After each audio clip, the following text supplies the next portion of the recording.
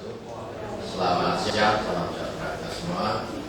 Marilah kita mulai sekarang Jakarta ya, kita evaluasi BRS hari ini, berita resmi statistik pertumbuhan ekonomi dan ketenagakerjaan. Saya diambil oleh dua gadis, dua wanita cantik. Kanan saya Bumita, kepala bidang olahraga wilayah, kiri saya Guru, kepala bidang sosial. Yang saya hormati Pak Roni, saya kita ketemu lagi, Bu Soraevi dari BI dan Pak Yang Bisnaker Pas. Terima kasih atas kehadirannya. Pertumbuhan ekonomi ya, GDP kita ini maupun year on year ya. Year on year kita ini selalu senantiasa di atas nasional.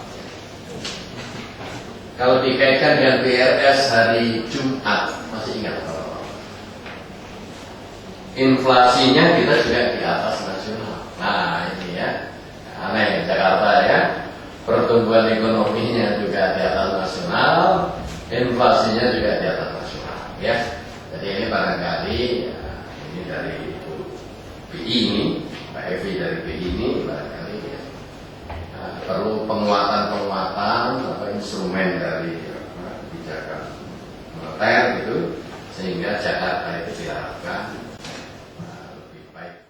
Jadi keuangan itu kontribusinya 27%, termasuk perbankan, perdagangan itu 21% dan industri itu 15%.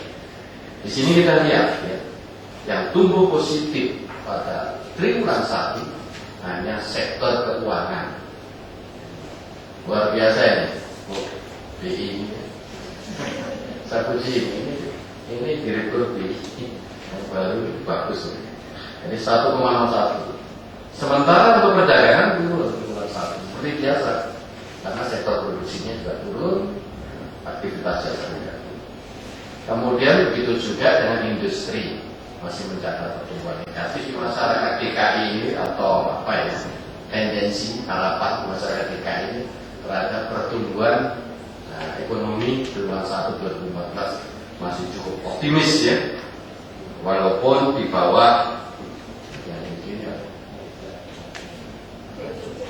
Jogja ya, Jogja juga ini optimis saja ini 5,19 jutanya akan kerja ya.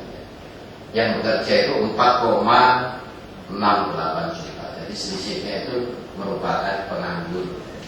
Jadi disebut penganggur itu selisih antara angkatan kerja dikurangi pekerja. Ya. Kalau kita lihat di sini ada pertambahan pekerja ya. Dari Februari 2014 terhadap Februari 2012 48.000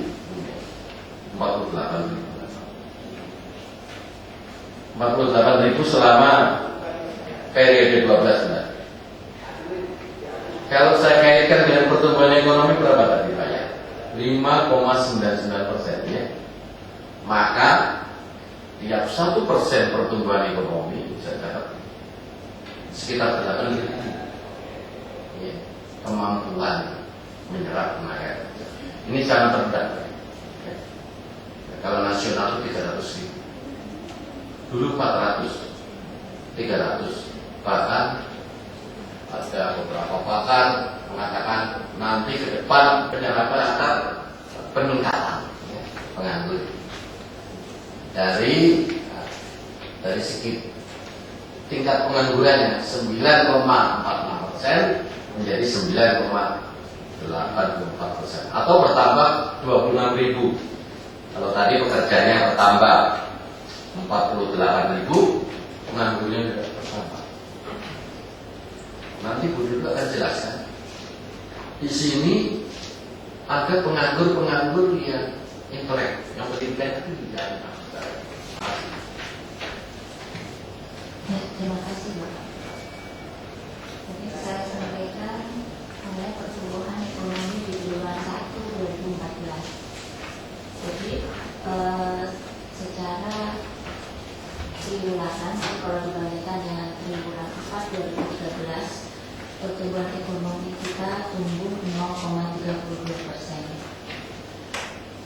seperti yang sudah disampaikan Bapak pimpinan tadi, bahwa setiap triwulan 1 kita memang pertumbuhannya rendah karena belum mencapai kapasitas produksi yang optimal. Dari sisi penggunaan, kalau kita lihat secara P2P itu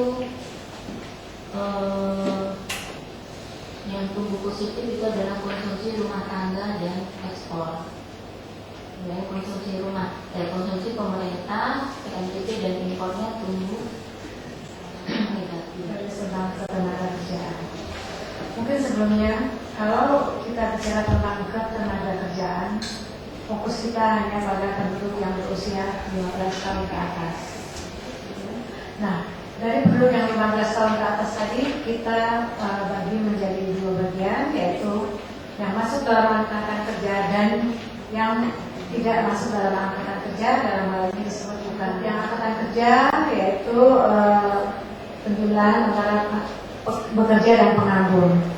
Kalau kita lihat di sini, Bapak Ibu bisa lihat angkatan kerja dari tahun 2013 ke Februari 2014 terjadi peningkatan dari 5.114.000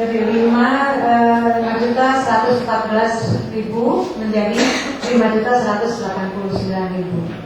Begitu juga penduduk yang bekerja juga terjadi peningkatan sebesar peningkatannya 48,41.000, dan yang pengangguran juga terjadi peningkatan sebesar 26.000. Sekarang jumlah penganggur menjadi 510.400. Terima kasih Bu Minta ya. Ini sudah cukup siang. Jadi ini yang bisa kami sampaikan. Mudah-mudahan ada manfaatnya. Kita akhiri pertemuan ini. Terima kasih. Assalamualaikum warahmatullahi wabarakatuh.